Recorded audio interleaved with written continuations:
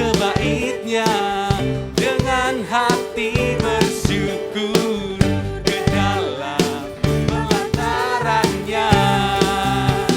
Dengan hati bersuka rasakan dan lihatlah betapa baiknya Tuhan bagi yang berlindung padanya. Akan bersorak-sorak, akan bersorak-sorak. Mari bersyukur, bersyukurlah kepada Tuhan, sebab Ia baik, bahwasanya untuk selamanya kasih setianya. Bersyukur,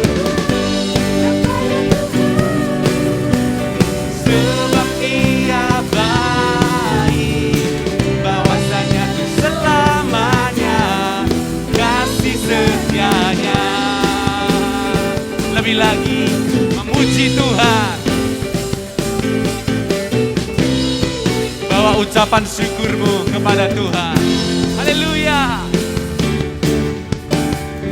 Datanglah kebaiknya dengan hati bersyukur dalam pelatarannya. Hati kami bersuka Tuhan, rasakan dan lihatlah betapa baiknya Tuhan bagi yang berlindung padanya. Akan bersorak-sorak, akan bersorak-sorak, akan bersorak-sorak. Bersyukurlah kepada Tuhan, sebab Ia baik, bahwasanya untuk selamanya kasih setianya. Bersyukurlah kepada Tuhan, sebab Ia baik, bahwasanya untuk selamanya kasih setianya. Bersyukurlah, bersyukurlah. Mari tepuk tangan buat Dia. Amin. Sebab Ia baik, bahwasanya untuk selamanya kasih setianya. Bersyukurlah kepada Tuhan, sebab Ia baik, bahwasanya untuk selamanya kasih. Mari bersyukurlah. Haleluya.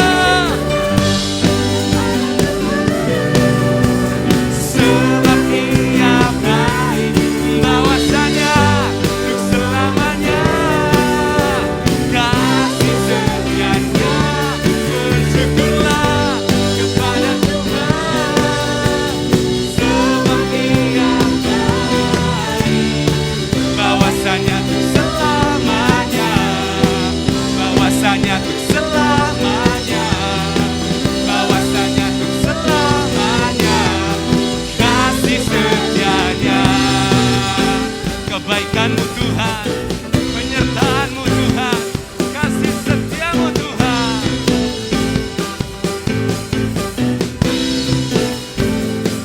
Mari beri kemuliaan bagi Tuhan. Haleluya. Jesus. Kita tak akan pernah berhenti memuji Tuhan, tak akan pernah berhenti menari buat Tuhan. Amin.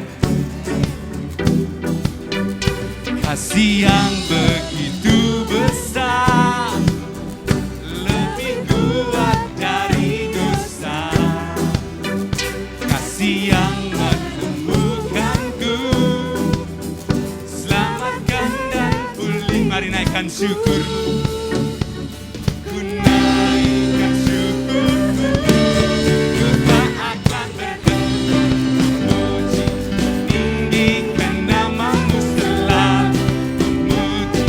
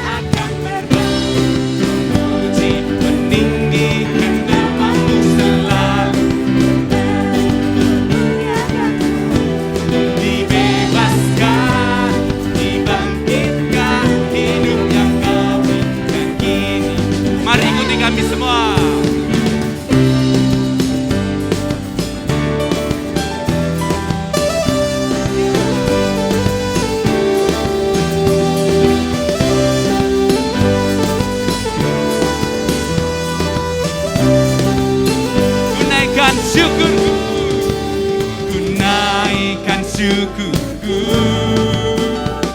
ku naikkan syukur. Biarlah musik memuji Tuhan. Haleluya.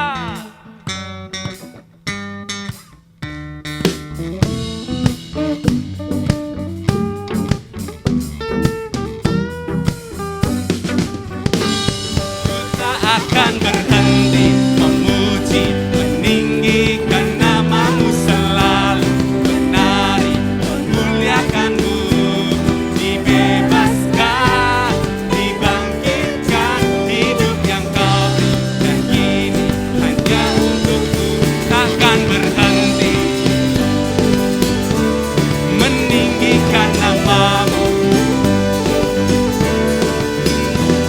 dibebaskan, dibangkitkan, hidup yang kau beri, dan kini hanya untukmu, hidup yang kau beri, dan kini hanya untukmu. Hidup yang kau beri Tuhan, hanya untukmu. Haleluya. Silakan duduk Bapak Ibu sekalian Tuhan.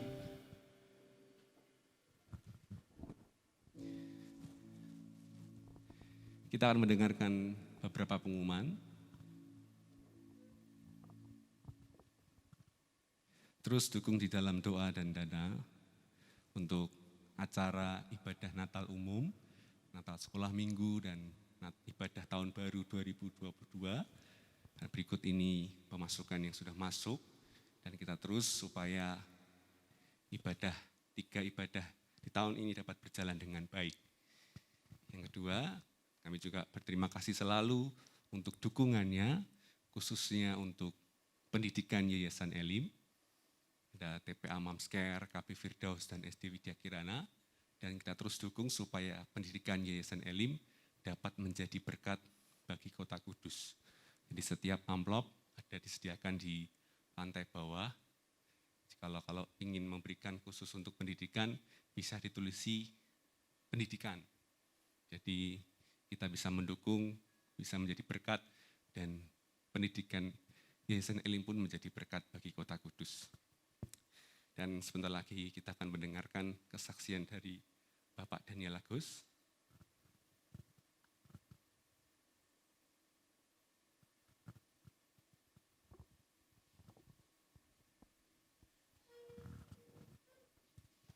Shalom. Terima kasih saya diberi kesempatan untuk menyaksikan kebesaran Tuhan dan mujizat yang telah kualami. Seminggu yang lalu, waktu itu saya sudah daftar. Dan pada hari Jumat, saya flu, ada batuk sedikit.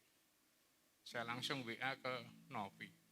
Maaf Nov, saya tidak bisa hadir. Supaya bangku yang untuk saya bisa diberikan ke yang lain. Saya hari Sabtunya malam tuh saya nggak bisa tidur. Semakin batuk saya menjadi-jadi. Flu, batuk menjadi-jadi. Saya ingat bahwa hambanya Bapak Pendeta Roni bilang, kalau kita minum darah Yesus, kita makan tubuhnya dan darah Yesus, segala sakit penyakit disembuhkan. Pada saat itu saya imanin, 4:30 saya bangun langsung. Saya ambil hosti, saya angkat ke atas. Tuhan, saya ambil keputusan. Saya akan makan dagingmu. Tundukkanlah kedaginganku dengan yang daging yang kumakan pada pagi hari ini. Dalam nama Yesus. Tuhan Yesus, pagi hari ini saya ambil keputusan. Saya akan minum darahmu. Kuasai darahku dengan darah yang kuminum pada pagi hari ini. Terima kasih Tuhan. Saya percaya sakit penyakitku sembuh. Segala kutuk dibebaskan dan saya menjadi umat pemenang. Saya imanin itu. Terima kasih. Saya percaya bahwa firman Tuhan, kalau kita melakukannya, mujizat pasti terjadi. Dan Yakobus pasal 2 ayat 17 berkata, iman tanpa perbuatan, hakikatnya adalah iman itu mati. Terima kasih Demikianlah sekedar kesaksian saya. Puji Tuhan. Haleluya. Amin.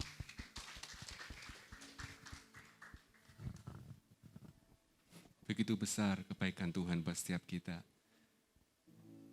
Buktikan bahwa kasih Tuhan, mukjizat Tuhan masih nyata dalam kehidupan kita. Percayalah, ketika kita bersamanya, hati kita tenang, kita disembuhkan, kita dipulihkan.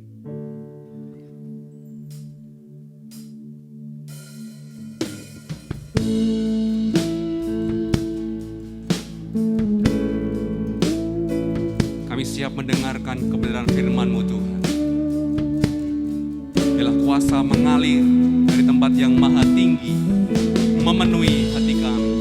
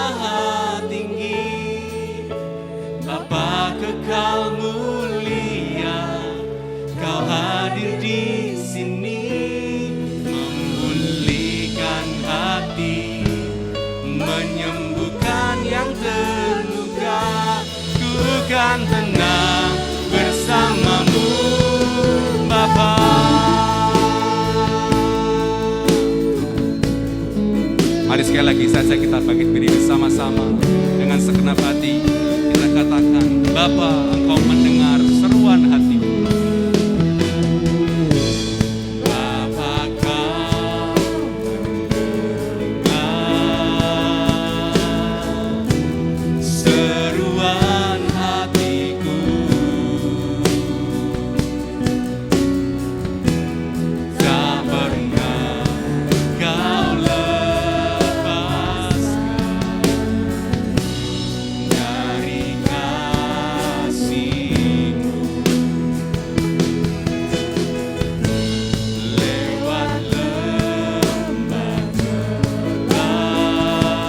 Kau selalu menyertai kami. Amin. Roh-Mu bekerja selalu untuk kebaikan-Mu, mengalir kuasa dari tempat maha tinggi. Bapa kekal mulia, Kau hadir di sini, memulihkan hati, menyembuhkan yang terluka. Ku kan tenang bersama-Mu, Bapa. Mari mengalir kuasa dari tempat maha tinggi. Bapa kekal mulia, Kau hadir di sini, memulihkan hati, menyembuhkan yang terluka. Ku kan tenang bersama-Mu, Bapa. Mari dengan segenap hatimu mengalir kuasa dari tempat maha tinggi. Kami panggil Engkau, Bapa, dan kami percaya Engkau hadir setiap hati kami, memulihkan hati, menyembuhkan yang terluka. Ku kan tenang bersamamu. Mari sembah Dia. Haleluya. Kami tenang bersamamu Tuhan. Haleluya. Haleluya.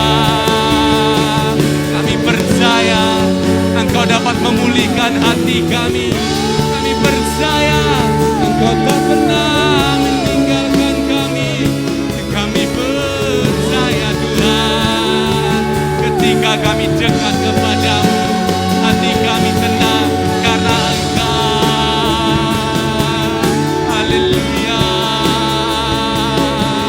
Haleluya. Yang sedang lemah hari ini Engkau kuatkan, karena Roh Allah itu dinyatakan mengalir dari kuasa di tempat yang maha tinggi. Kuasanya dicurahkan, kasihnya dicurahkan, sukacita tercurah. Haleluya. Sigara mata karala masih, sigara ya mata karala ya mata karala ya. Engkau menguatkan kami Tuhan, Engkau memulihkan hati kami, Engkau menyembuhkan setiap kami Tuhan. Haleluya. Haleluya.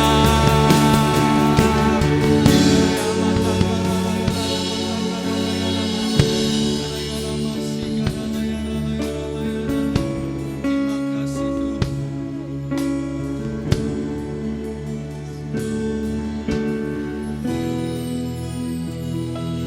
Mengalir kuasa dari tempat maha tinggi, Bapa kekal mulia, Kau hadir di sini, memulihkan hati, menyembuhkan yang terluka.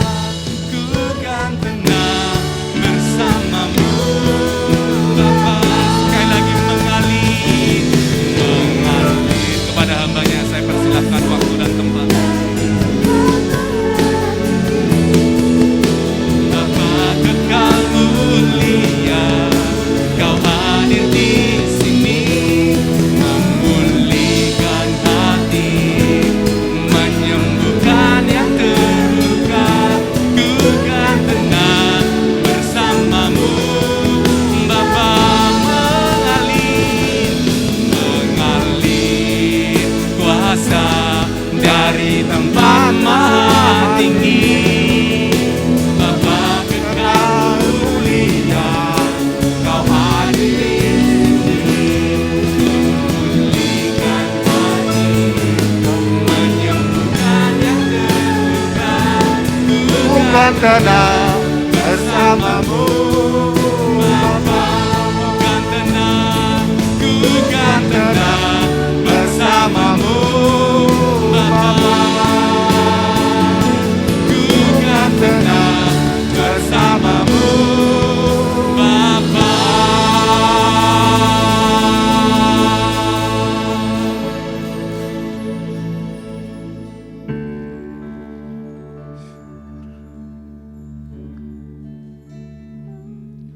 Sungguh kami bersyukur kepadamu Bapa di surga, karena kami rasakan di setiap musim kehidupan kami, Engkau selalu hadir. Kami ada sampai detik ini semua karena penyertaan-Mu. Kau yang menyertai, memberikan kekuatan, mencukupkan segala kebutuhan kami. Karena sesungguhnya Engkaulah pemilik hidup kami ini. Terima kasih Tuhan.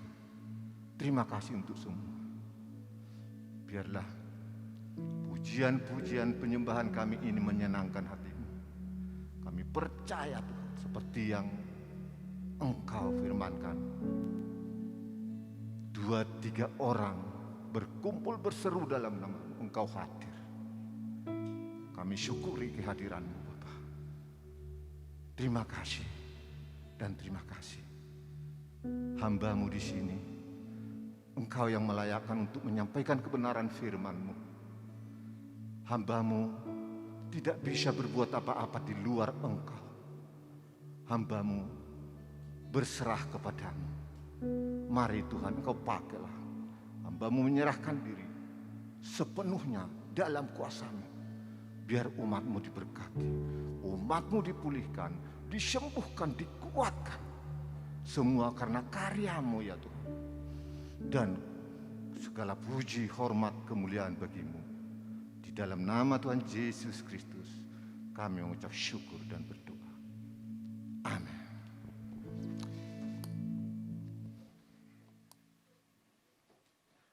Shalom. Luar biasa. Sebelum kita masuk dalam firman Tuhan, saya mau bersaksi sedikit ya tentang pengalaman pribadi saya.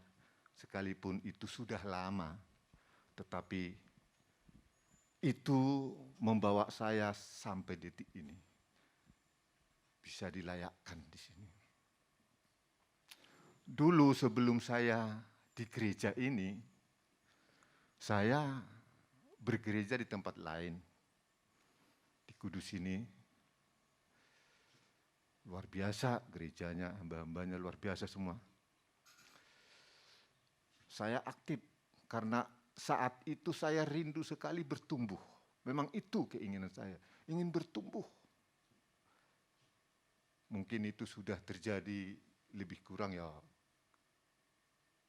20 tahun yang lalu kejadiannya. Saya aktif ke gereja, mengikuti semua, bahkan komsel. Di situ ada komsel. Komsel waktu itu dari rumah ke rumah. Jadi ganti-gantian gitu. Dan yang melayani komsel itu dari hamba-hamba Tuhan, pendetanya di sana. Jadi, wah indah lah. Waktu itu saya sangat bersuka cita dalam mengikuti semua. Tetapi ada satu hal. Di dalam komsel, setelah kami pulang gitu, sering kan ngobrol sama teman-teman gitu. Teman-teman ini sering sekali ngerasanin hamba-hamba Tuhan. Teman sudah pulang komsel itu, ceritain gini-gini semua yang di sana. Loh. Ya sekali dua kali mungkin saya masih maklum lah. Tapi kok sering sekali, terlalu sering, asal pulang komsel cerita gini loh. Aku nggak kuat, terus terang. Seharusnya kan kalau hamba Tuhan ada kekurangan atau kelemahan, kita dukung dalam doa. Paulus saja mengatakan, berdoalah untuk kami agar kami berani untuk menyampaikan firman. Jadi hamba-hamba Tuhan juga ya manusia, perlu didukung dalam doa. Jadi itu yang saya dengar terus. Asal setiap komsel diceritain, waduh, sampai-sampai saya nggak kuat. Nah, saksinya ada nyonya saya di sini, istri saya waktu itu. Akhirnya gini, saya bilang sama itu, ayo kita cari gereja lain. Saya tidak kuat begini, saya nggak bisa bertumbuh dengan kumpulan yang begini. Orang-orang komsel begini kok pulang-pulang dari komsel kok ceritanya malah jelek-jelekkan orang. Kenapa saya sampaikan ini? Karena ini penting bagi kita. Orang keluar dari gereja itu, pindah gereja, bisa dari kita sendiri sebagai jemaat. Bahkan mungkin bisa meninggalkan gereja, tidak Tuhan-Tuhanan lagi. Kumpul dengan orang-orang begitu untuk apa? Tidak membangun iman. Itu yang saya alami pada waktu itu. Akhirnya saya sampai pindah cari keliling saya ke gereja sini. Kita di JKI Elim. Sampai sekarang. Untungnya saya masih mau ke gereja ya. Mungkin banyak orang-orang yang begitu. Enggak usah gereja-gerejaan, orang-orangnya kayak gitu kok, ngapain males gereja? Dengarkan selesai, baru kita dengar firman Tuhan, baru ada Injil yang disampaikan oleh hambanya, pulang-pulang kok di luar ngomongi yang tidak benar. Mungkin orang bisa, nggak usah gereja-gerejaan, nggak usah ke gereja, jadi terhilang bisa. Dari siapa? Yang membuat siapa? Sebenarnya kita sendiri. Aku mengalami, ini saksi. Untung saya pindah. Bukan terus, gak usah gereja, gak usah jadi orang Kristen. Untung saya masih cari gereja. Karena apa? Saya kepingin sekali bertumbuh. Itu tujuan saya dulu bergereja. Ingin bertumbuh. Jadi kepada kita semua ya, mungkin agak keras ini, hanya memperingatkan. Tidak salah kan? Saling mengingatkanlah satu sama lain. Mungkin kalau saat ini orang mengatakan begitu kepada saya, lain lagi. Mungkin saya tidak menanggapi dengan diam dan lari, tapi mungkin didoakan. Hamba Tuhan juga manusia, kita doakan, kita dukung. Mungkin saya kalau saat ini, tapi pada waktu itu saya masih ingin bertumbuh. Mungkin iman saya masih di bawah. Itulah pengalaman saya sebagai pembukaan pada kesempatan ini. Agar kita lebih hati-hati lagi di dalam berbicara, di dalam semua hal lah tindakan kita. Bukan ibadah kita ini, tetapi ucapan-ucapan kita, semua tindakan kita, apalagi di dalam masyarakat.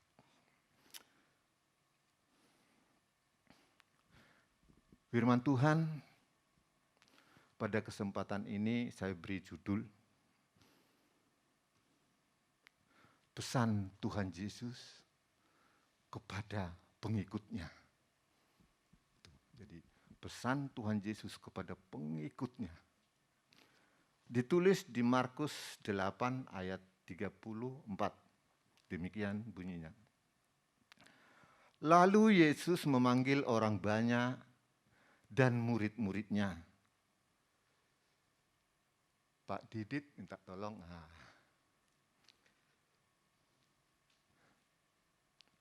Lalu Yesus memanggil orang banyak dan murid-muridnya dan berkata kepada mereka, setiap orang yang mau mengikut aku, ia harus menyangkal dirinya, memikul salibnya, dan mengikut aku.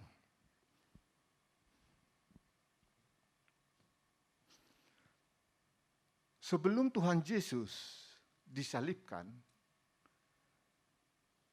Yesus menyampaikan pesan ini kepada orang banyak dan kepada murid-muridnya. Dikatakan, setiap orang yang mengikut aku harus memikul salib. Harus menyangkal dirinya. Ada dua hal yang dipesankan Tuhan Yesus bagi setiap orang yang mengikut Dia. Kita ini siapa di hadapan Tuhan? Kita termasuk golongan mana? Apakah kita golongan orang banyak atau golongan murid? Terserah, gak masalah. Tetapi pesan ini sampai kepada kita. Setiap yang mengikut Yesus.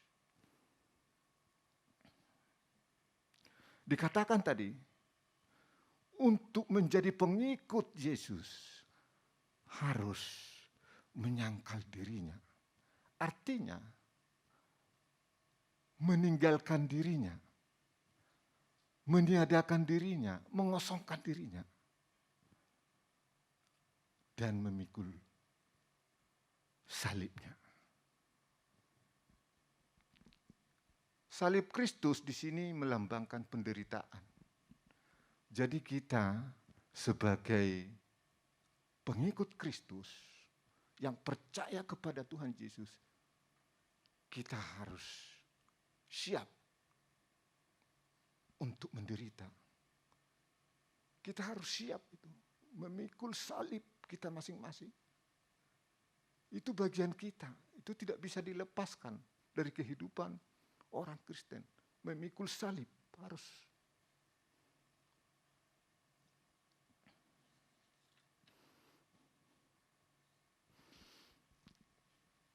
Kita harus siap melawan kedagingan kita, melawan keinginan berdosa yang sering muncul. Saya sering sekali mengalami itu soalnya. Dalam kehidupan ini ya, sering kalau pas bicara sama orang lain ataupun lagi kemana-mana, kadang pikiran ini bisa bercabang ke sana kemari kepada hal-hal negatif. Terus aku kadang-kadang aku ini, Man, Kasman, nama saya Kasman kan, Man, ingat, kamu itu siapa? Dalam hati orang nggak tahu, kamu siapa? Kamu anak Tuhan. Harus kamu lawan itu. Dalam hati itu ada. Man, ingat kamu itu siapa? Akhirnya perangan, dalam nama Yesus, pergi nih. Tidak mau itu. Kudus, pikiran kudus kan. Saya sering dalam kehidupan bermasyarakat.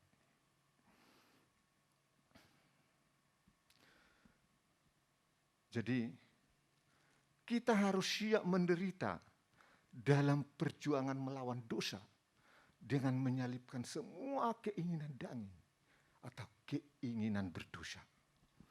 Untuk menggenapi firman Tuhan yang ditulis di Roma 8 ayat 13. Bunyinya begitu. Jika kamu hidup menurut daging, kamu akan mati. Tetapi jika oleh roh, kamu mematikan perbuatan-perbuatan tubuhmu, kamu akan hidup.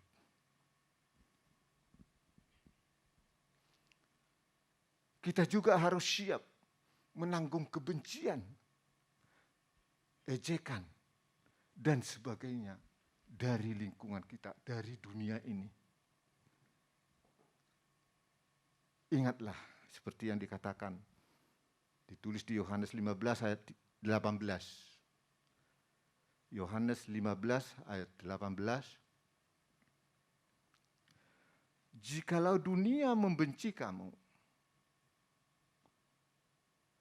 ingatlah bahwa ia atau dunia telah lebih dahulu membenci aku atau Yesus daripada kamu. Jadi Yesus adalah teladan bagi kita di dalam mengikut Dia.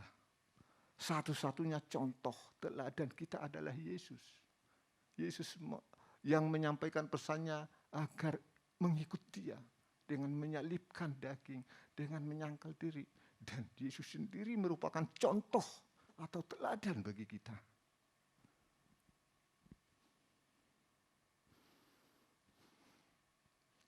Mungkin masih ingat ketika Tuhan Yesus mau disalib. Beliau bergumul sampai berdoa 3 kali dalam semalam. Saya terus terang dengan firman ini, saya saksikan. Tadi malam aku berdoa 3 kali semalam. Saya ingin buktikan ini. Jam 10, terus jam 1-an, terus jam 3. Berdoa semalaman ini. Karena saya baca ini.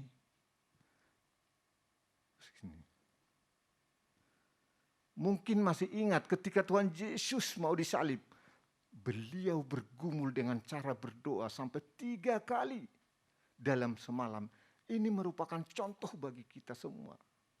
Ketika menghadapi pergumulan dan penderitaan di dalam hidup ini. Jadi itu senjata kita yang diajarkan Tuhan Yesus.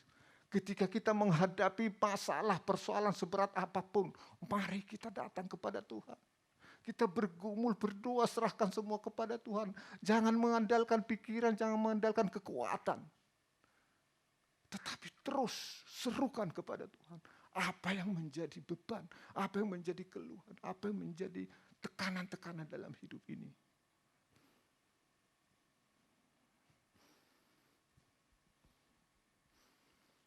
Di Lukas 6 ayat 12 sampai 13 ditulis. Di Lukas 6 ayat 12 sampai 13.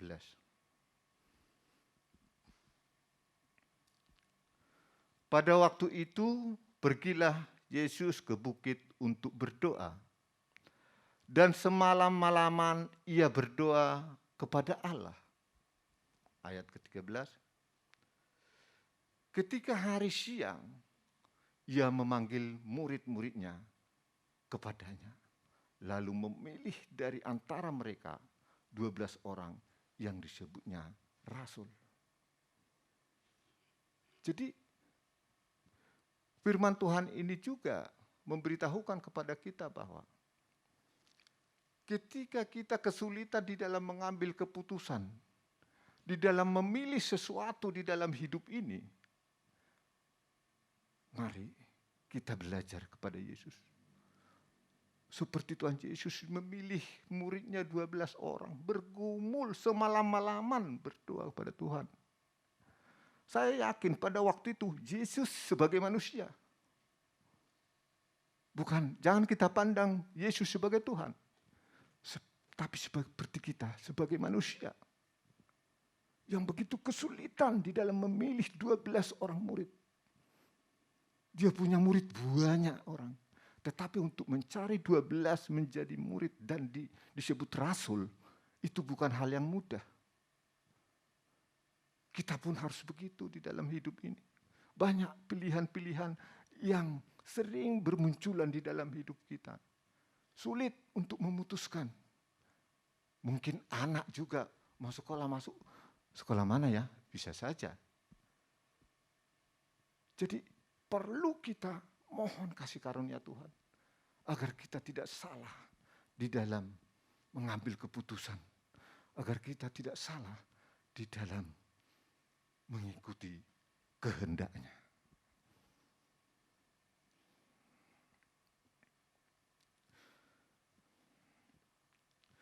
Saya bacakan di sini.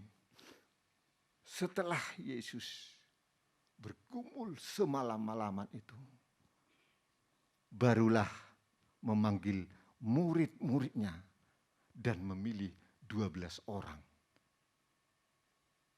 yang disebut sebagai rasul. Kita semua sering mendengar ini. Pada dasarnya hanya ada 2 pilihan setiap saat di dalam hidup ini. Ada 2 pilihan. Yang pertama Allah, yang kedua daging. Dua-dua ini loh sebetulnya pilihan kita setiap saat. Milih Tuhan atau milih daging. Dan hanya satu hal yang diterima oleh Allah, yaitu sikap berserah dan tunduk kepadanya. Itu yang paling disukai Tuhan dari kita. Itu yang paling dicari Tuhan dari kehidupan umatnya. Berserah dan tunduk kepadanya.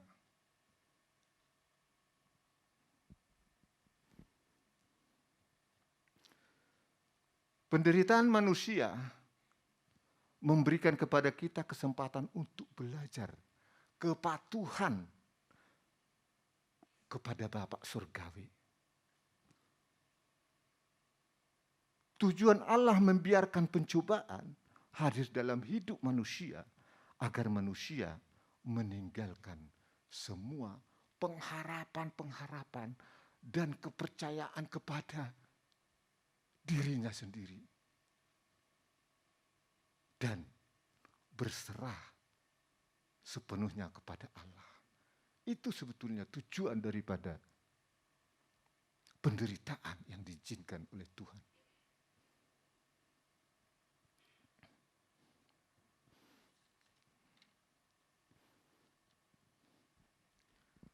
Jadi, cobaan dan penderitaan yang diizinkan terjadi bagi umat manusia bukan untuk menghancurkan manusia, bukan untuk merusak kehidupan manusia, tetapi itu merupakan kesempatan kepada manusia untuk belajar agar bisa introspeksi diri, agar manusia mau berserah kepada Allah. Dan itu juga untuk menyempurnakan manusia di hadapan Allah. Jadi mungkin kita bisa lihat atau dengar banyak orang berbicara tentang masalah, persoalan, cobaan. Saya kira semua orang mengalami. Tidak ada orang yang bebas daripada masalah atau persoalan. Kalau kita pelajari di Alkitab, semua rasul-rasul, nabi semua mengalami masalah. Tidak ada begitu lahir, begitu nabi, terus duduk tenang santai. Wah, nikmat ikut Tuhan ya. Semua tersedia, diberkati, tidak ada kesulitan. Gak ada. Ada masalah.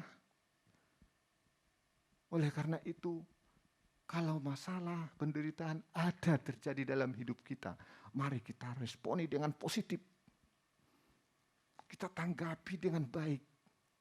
Bahwa Tuhan kita sedang mengajar kita. Tuhan kita sedang membawa kita, menyempurnakan kita. Itu yang harus kita lakukan.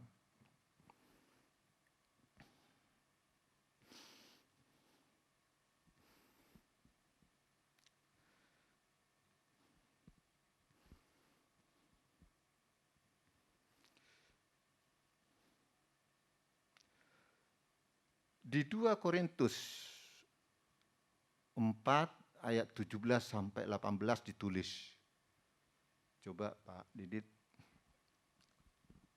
Di 2 Korintus 4 ayat 17 sampai 18. Ayat 17 begini.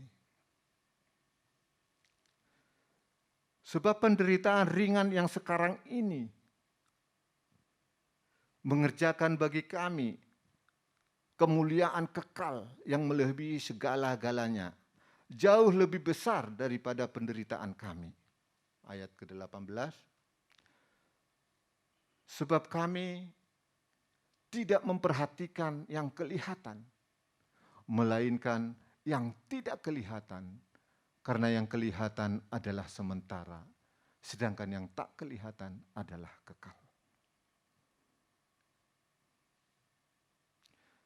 Dikatakan di sini, kesukaran yang dialami oleh orang-orang yang setia kepada Kristus itu adalah ringan jika dibandingkan dengan kelimpahan dan kemuliaan yang akan diterima nanti. Sebagian kemuliaan itu sudah ada di dalam kehidupan kita ini. Kenapa saya katakan demikian? Kita bisa mendengar kesaksian hamba-hamba Tuhan, orang-orang yang setia kepada Tuhan. Diberikan mujizat-mujizat yang luar biasa yang enggak masuk akal. Itu kemuliaan. Sudah ada kemuliaan sebahagian. Tetapi akan dialami sepenuhnya ketika kita mencapai warisan surgawi kita. Kemuliaan itu kita alami sepenuhnya ketika kita sudah mencapai warisan surgawi kita. Maka pada saat itu kita akan mengatakan begini, bahwa kesengsaraan yang paling berat sekalipun tidak ada artinya bila dibandingkan dengan kemuliaan kekal itu. Di situ baru kita dapat mengetahui ketika kita berada bersama Dia. Oleh karena itu, kita tidak boleh kehilangan pengharapan atau melepaskan iman kita sewaktu kita menghadapi persoalan masalah, tantangan dalam kehidupan ini. Sebab kita harus selalu ingat bahwa Allah kita, Tuhan kita itu baik. Tuhan kita itu setia. Tuhan kita itu adalah pemilik hidup kita. Di Yohanes 14 ayat 21 ditulis. Yohanes 14 ayat 21. Barang siapa memegang perintahku dan melakukannya, dialah yang mengasihi aku. Dan barang siapa mengasihi aku, ia akan dikasihi oleh Bapakku, dan aku pun akan mengasihi dia, dan akan menyatakan diriku kepadanya.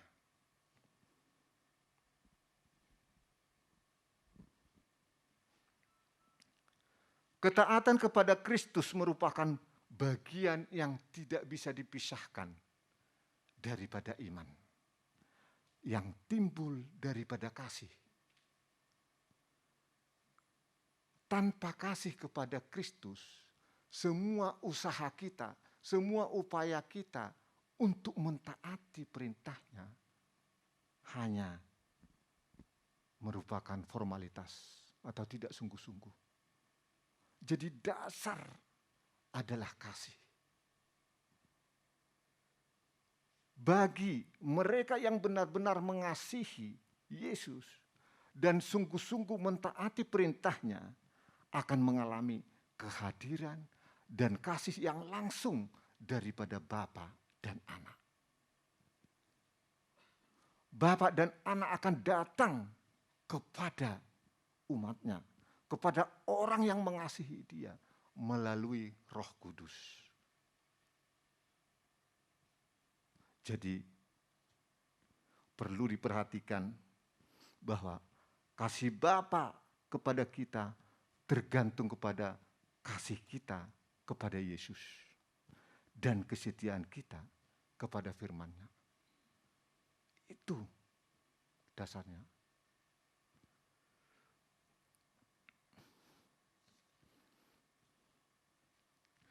Di 1 Yohanes 2 ayat 3 sampai 4 ditulis. Ayat yang ketiga. 1 Yohanes 2 ayat 3, 4. Ayat 3. Dan inilah tandanya bahwa kita mengenal Allah, yaitu jikalau kita menuruti perintah-perintahnya. Ayat yang 4, barang siapa berkata aku mengenal dia, tetapi tidak menuruti perintahnya, ia adalah seorang pendusta dan di dalamnya tidak ada kebenaran. Saya percaya setiap umat Tuhan pasti merindukan mahkota kehidupan yang sudah disediakan Allah bagi setiap orang yang mengasihi Dia. Oleh karena itu marilah kita terus berusaha menyenangkan hati Bapa, menuruti perintahnya, berjalan dalam kehendak-Nya, agar semua rencana Tuhan tergenapi di dalam kehidupan kita.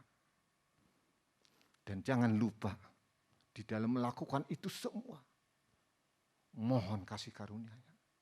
Sebab tanpa pertolongan dari Tuhan, kita tidak mampu untuk berjalan melakukan kehendak-Nya. Butuh topangan dari Tuhan. Butuh tuntunan dari Tuhan. Hidup ini adalah kesempatan. Kesempatan untuk berubah.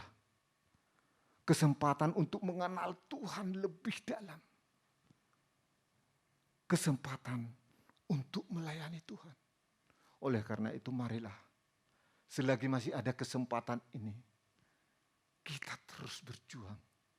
Kita terus berusaha agar kita memperoleh apa yang dijanjikan Tuhan.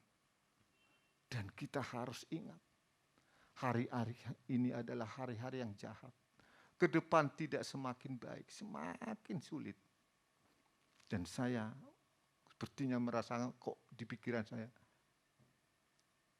kedatangan Tuhan semakin dekat. Tidak ada orang tahu. Tetapi kok saya merasakan kedatangan Tuhan ini akan segera. Sering saya sampaikan ya, akhir zaman kedatangan Tuhan semakin dekat.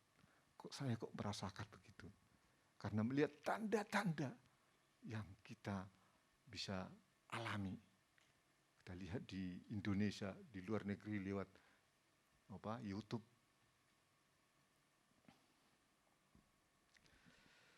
Memang untuk mengikut Tuhan harus bayar harga. Itu harus. Seperti seorang olahragawan hanya dapat memperoleh mahkota sebagai juara apabila ia bertanding menurut aturan olahraga. Demikian juga dengan kita. Kalau kita ingin memperoleh atau mendapatkan mahkota kehidupan kita di surga, kita harus bertanding juga melawan daging ini, melawan dosa dengan aturan yang ditentukan oleh Yesus, yaitu firman-Nya. Itu persyaratan kita. Di 1 Petrus 2 ayat 20 sampai 21 ditulis. Ini agak banyak ayat-ayatnya ya. 1 Petrus 2 ayat 20 sampai 21. Ayat 20. Sebab dapatkah disebut pujian jika kamu menderita pukulan karena kamu berbuat dosa? Tetapi jika kamu berbuat baik dan karena itu kamu harus menderita, maka itu adalah kasih karunia pada Allah. Ayat ke-21. Sebab untuk itulah kamu dipanggil, karena Kristus pun telah menderita untuk kamu dan telah meninggalkan teladan bagimu, supaya kamu mengikuti jejaknya. Persoalan, masalah pasti selalu ada selama kita ada di dunia ini. Itu tidak bisa lepas, pasti ada masalah, persoalan itu.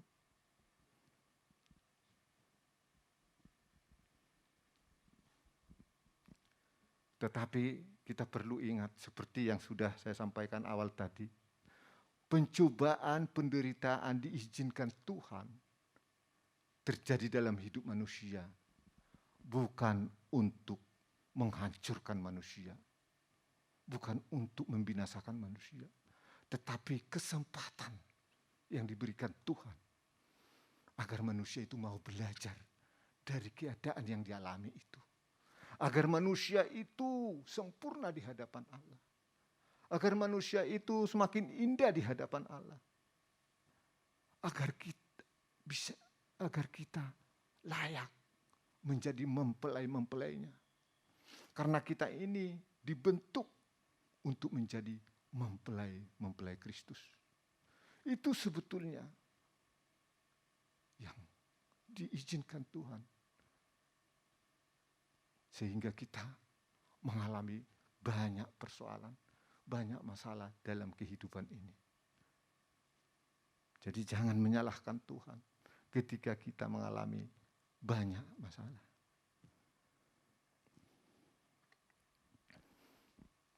Dan juga Tuhan izinkan masalah penderitaan terjadi dalam hidup ini. Agar manusia itu datang kepada Tuhan, menyerahkan dirinya sepenuhnya. Berharap pada kasih dan pertolongan Tuhan.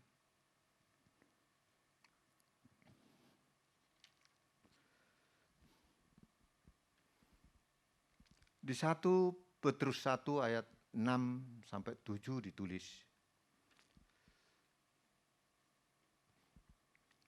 1 Petrus 1 ayat 6 dan 7.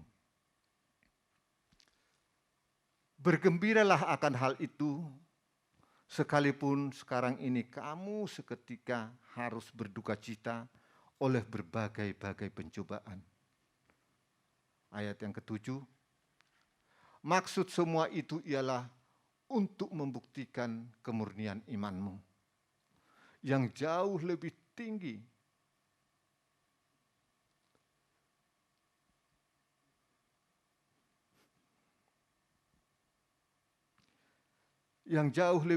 nilainya daripada emas yang fana, yang diuji kemurniannya dengan api, sehingga kamu memperoleh puji-pujian dan kemuliaan dan kehormatan pada hari Yesus Kristus menyatakan dirinya. Jadi firman Tuhan hari ini merupakan suatu pesan daripada Tuhan Yesus Kristus untuk mengingatkan kita kembali pada panggilan kita masing-masing. Mari kita bangkit, mari kita bersemangat lagi di dalam Tuhan. Dan di sini saya tulis kesimpulan daripada firman Tuhan ini ada 6. Kesimpulannya, yang pertama, syarat-syarat untuk menjadi pengikut Kristus harus menyangkal diri dan memikul salib. Itu persyaratannya. Yang kedua, ketika menghadapi pergumulan dan penderitaan, berdoa pada Allah seperti Tuhan Yesus ketika mau disalib. Ketiga, ketika kesulitan dalam mengambil keputusan atau pilihan, berdoa atau bergumul seperti Tuhan Yesus ketika mau memilih 12 murid. Yang keempat, penderitaan manusia merupakan sarana untuk mengajar umat manusia tunduk kepada Allah dan mengikuti kehendak-Nya. Yang kelima, kasih kepada Kristus merupakan dasar untuk mentaati perintah-Nya. Yang keenam dan terakhir, tandanya seseorang mengenal Allah adalah taat pada perintah-Nya. Amin. Kita akhiri, saya berdoa Pak ya untuk firman Tuhan.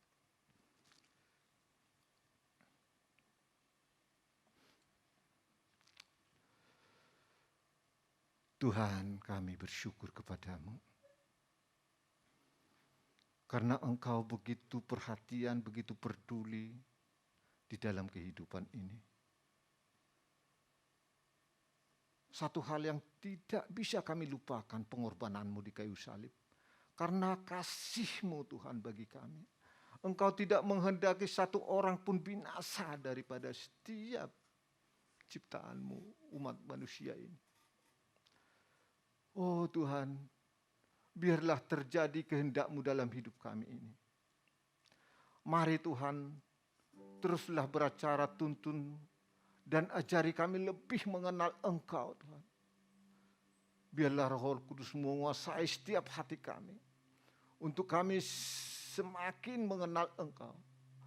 Semakin mentaati akan apa yang Tuhan mau dalam hidup ini. Hamba-Mu yang sangat terbatas ini sudah menyampaikan dengan sangat-sangat terbatas dan sederhana. Tapi mohon kasih karunia-Mu.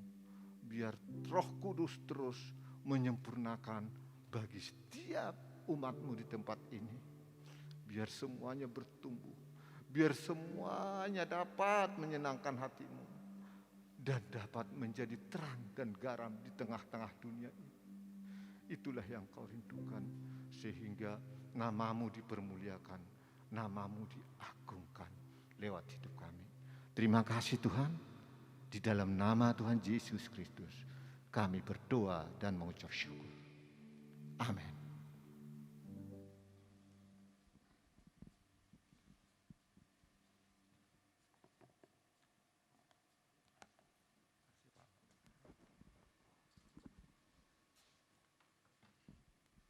Makasih Pak Si. Bapak Kasman Sihaan. Ya. Mungkin terkenalnya Pak Si, tapi dikenalnya Pak Si. Pak Kasman Sihaan. Horas Pak. Bapak Ibu, mari kita bangkit berdiri bersama-sama. Kita nyanyi dengan lagu yang gembira ya. Ya, hanya dekat Allah saja aku tenang. Hanya dekat Allah saja aku tenang. Kita bergembira dulu ya. Tadi kita bisa tegang, kita bisa apa ya? Mungkin bisa ngantuk mungkin ya, tapi kesempatan kita bebaskan tangan kita ya. Jangan di bawah tapi bebaskan ya. Ayo gerakan dulu yuk, gerakan dulu. Ya, gerakan dulu, lepas ya. Jangan ditaruh di atas kursi tangannya. Kita nyanyikan pujian ini dengan bergembira. Hanya dekat Allah saja aku tenang.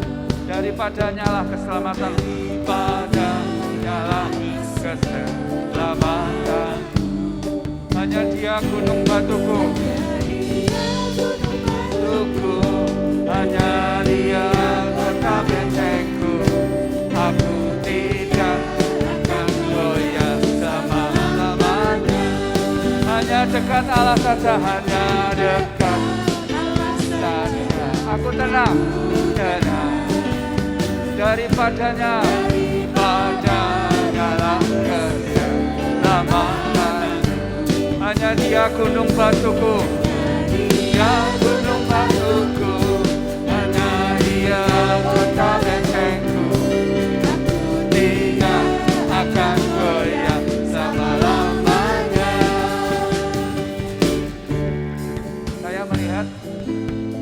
Saya melihat dari sini ya, saya melihat yang muda-muda belum tepuk tangan. Ayo kita tepuk tangan, kita gerakan tubuh kita ya. Hanya dekat Allah saja. Hanya dekat Allah saja aku tenang. Ayo kita tepuk tangan, gerakan tubuh kita. Nyala keselamatan. Hanya Dia gunung batuku. Hanya Dia kota bentengku. Aku tidak akan goyah selama-lamanya. Allah saja aku tenang. Daripadanya lah keselamatan. Hanya Dia gunung batuku. Hanya Dia kota bentengku. Aku tidak akan goyah selama-lamanya. Hanya dekat Allah saja. Allah saja aku tenang. Daripadanya lah keselamatan. Hanya Dia gunung batuku. Hanya Dia kota bentengku. Aku tidak akan goyah selama-lamanya. Aku tidak akan goyah. Selama-lamanya. Aku tidak akan goyah. Tidak akan goyah selama-lamanya. Silakan duduk.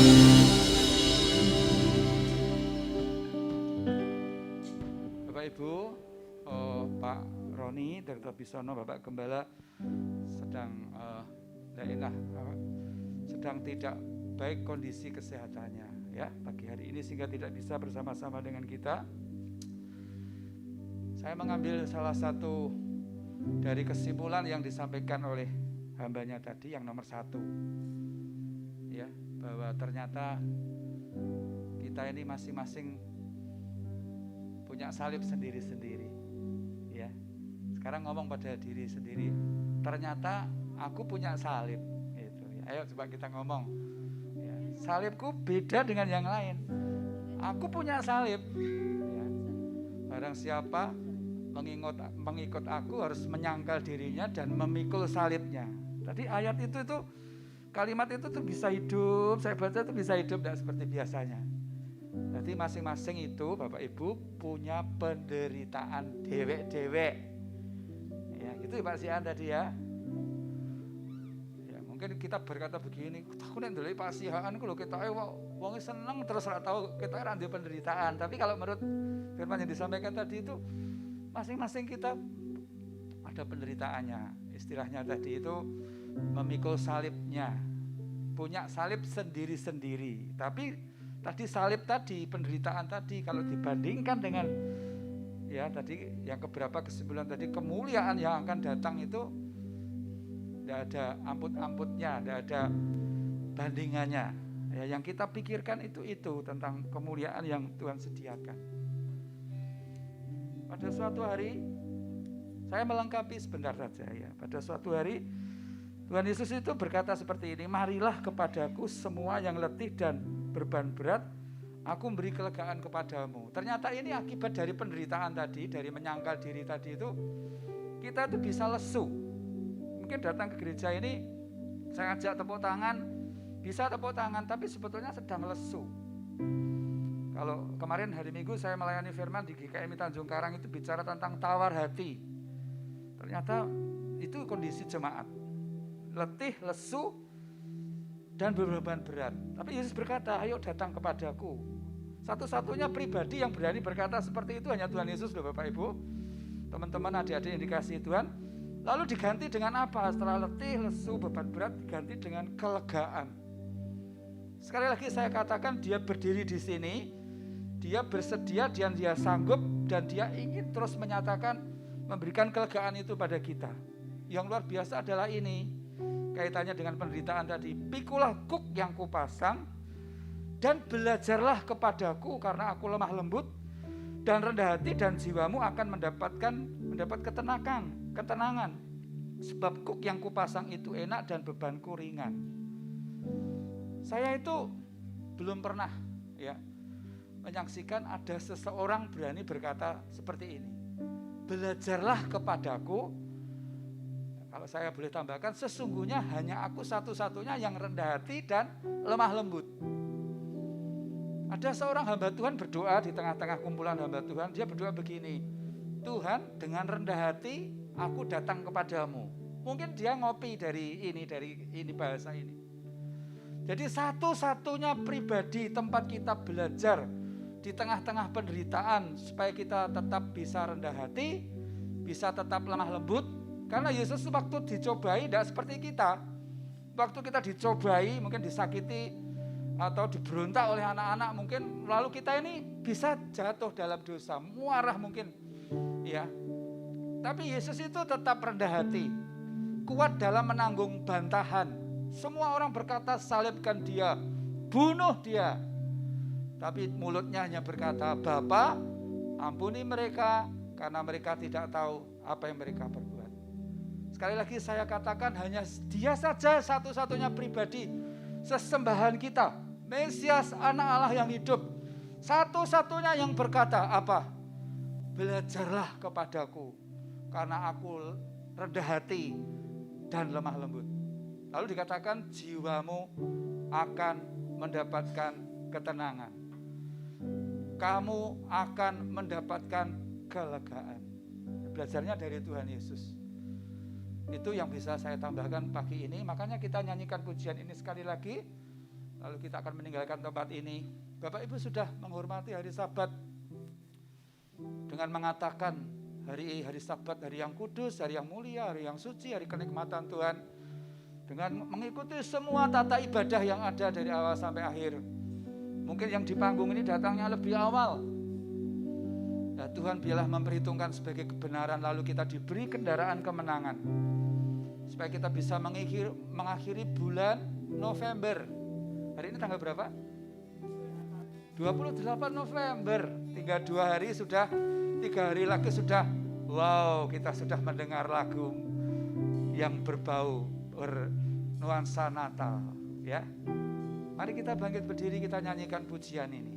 Masing-masing punya penderitaan. Ya, sekali lagi katakan, aku punya penderitaan. Ayo. Yang di atas ngomong, yang keras. Musiknya jangan dibunyikan. Belum. Aku punya wah, yang muda-muda ini, enggak Pak, aku enggak punya penderitaan. Ya, amin ya. Aku punya penderitaan. Tapi aku mau belajar dari dia. Satu-satunya pribadi yang rendah hati dan lemah lembut. Ayo, hanya dekat Allah saja. Nyanyikan dengan gembira.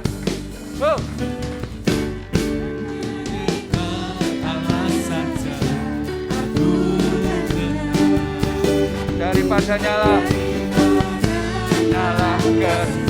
keselamatan. Gunung batuku, gunung batuku, hanya dia pendampingku. Aku tidak akan goyah selama-lamanya. Hanya dekat Allah saja. Aku mau bergembira terus di hadapan hadirat-Mu. Apapun penderitaan yang kami alami, aku mau bergembira, aku milih bergembira bersama istri dan keluargaku. Hanya dia gunung batuku, hanya dia pendampingku. Aku tidak akan goyah. Sekali lagi, hanya dekat Allah saja.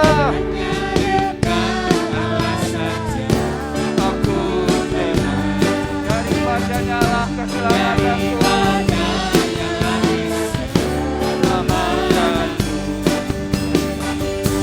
hanya dia gunung batuku, hanya dia pendamaiku.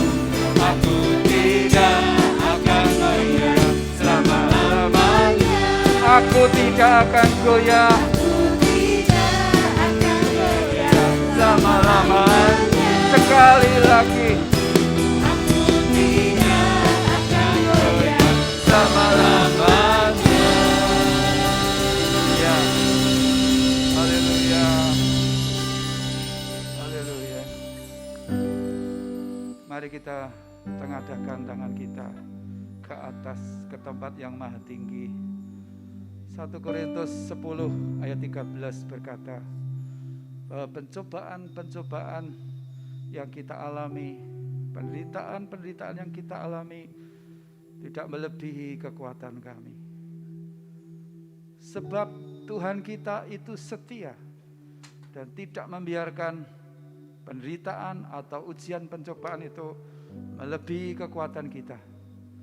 Dan oleh karena kesetiaannya, sekali lagi 1 Korintus 10:13 berkata, maka dia sanggup memberikan jalan keluar kepada Bapak Ibu Saudara yang pagi ini datang ke rumah Tuhan menghormati Sabat sebagai hari yang suci, hari yang mulia, hari kenikmatan Tuhan, hari yang kudus, sehingga kami pun cakap untuk mengatasi segala ujian dan pencobaan.